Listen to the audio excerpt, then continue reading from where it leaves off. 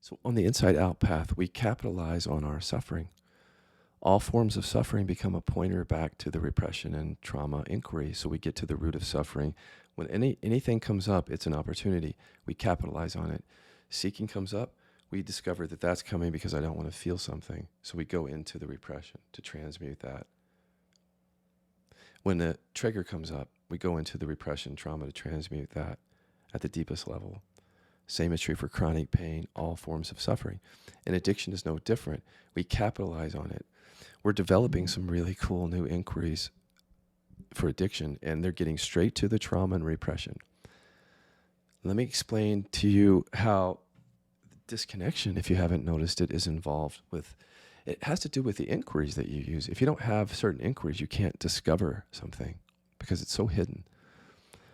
I want you to imagine your favorite compulsion right now, like, and even use reverse inquiry, like pull it up and say, I don't even want wine. And then as you say that, your system has to go, yeah, you do.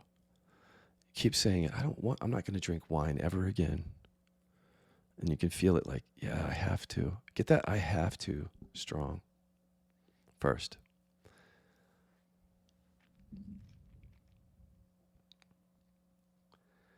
And as soon as you feel that I have to strong, I want you to replace the thing that you're addicted to with all the important people in your life.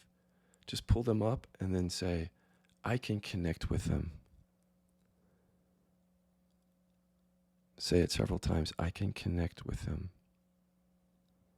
Feel that energy that seems to say no, if it's there. And then, I'm not afraid to connect with them. Feel that trauma response? I'm afraid to connect with people. Feel that? That's where we want to take you. That and repression and other trauma is where we want to take you with compulsion, because the science says that's what drives it. Trauma, disconnection is trauma. When we're kids, if we can't be ourselves, can't connect to our own emotions, we have to disconnect from other people to stay safe. There's no other way to survive. By disconnecting with people, we need those connections. We need that. We need each other, actually. We need, it's part of being human, is to have that connection to community and relationship, that love, but we don't get it when we're young. We disconnect, and then addictions become the substitutes, right? So anytime, well, I'm not even going to show you how to do it. Right now, I want you to see the disconnection. So if you know, and the more you see it, you're going to want to be drawn into how to inquire into that, right? And I'll show it to you in the members area. But this involves trauma, so I can't do the third dimension here with you. I won't. But at least learn what's behind it, because you can discern the kinds of practices that you're doing that are not getting to it by seeing what's really driving it. So if you see, for example, try it again. I don't even want weed today. I don't want to go to a YouTube video to watch a teacher today, like if that's your addiction. And you feel that energy, like you have to feel that. Now just replace that with your VIPs, your important people. I can connect with them. I can connect with them. So if you get a big no there, that's your work right there. Because as your system starts to feel like you can connect with people more and you don't have to hold yourself back, your addictions can start to come down. But what I've learned is, like, you have to heal that trauma for addiction as a whole to really start to change. There's just no other way around it.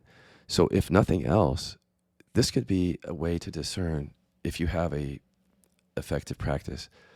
Because the science says that trauma and repression drives addiction, in my view, the only effective practice would be one that gets to the trauma and repression driving addiction in real time.